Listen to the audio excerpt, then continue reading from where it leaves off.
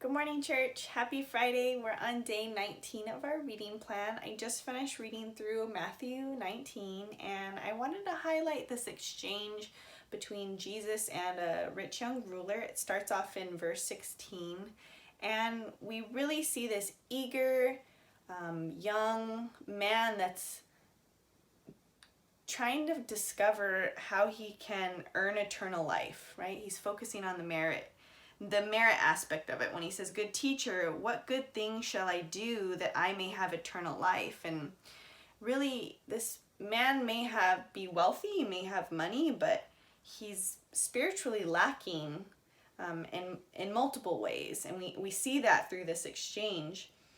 And Jesus is showing him several things. He's telling him about the commandments.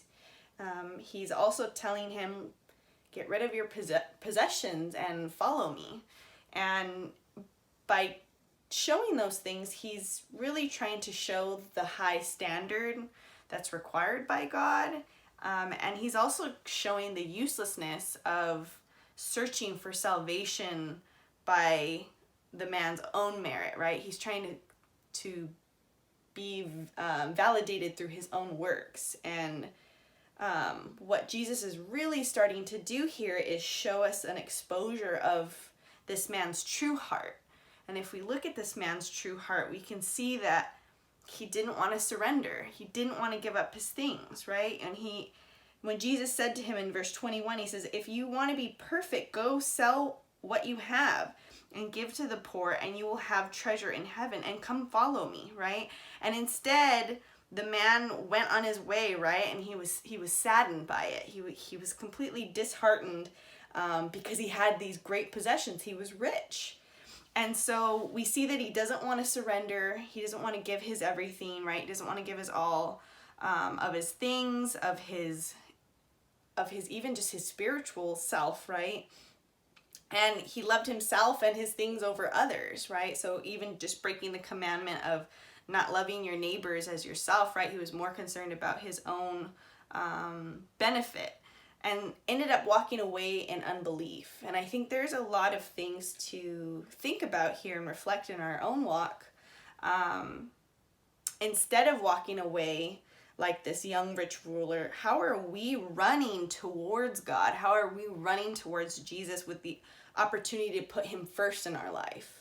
Because we clearly see here this ruler struggled to put him first, wanted the answer that he wanted, but wasn't willing to come to a lot of truths about his own life and his own heart. And so I also want us to think about, if we were to expose our true hearts, what hard truths might we find? And I think that's a bigger question to grapple with, because it's one that really truly requires us to examine ourselves, right? Are we having difficulty giving up possessions? Are we not putting God first in our lives? And we should be able to see that through our decision making. And so this particular exchange between this man and Jesus really allowed me to reflect and think about these truths that we see can result in walking away in disbelief. And I don't want to walk away in disbelief. I want to run towards God. I want to put him first in my life. But I think it does require an examination of our true heart. So I hope that today in your study, you can really take some time to meditate and focus on that truth for yourself. But I hope you have a wonderful day and continue to enjoy this reading plan.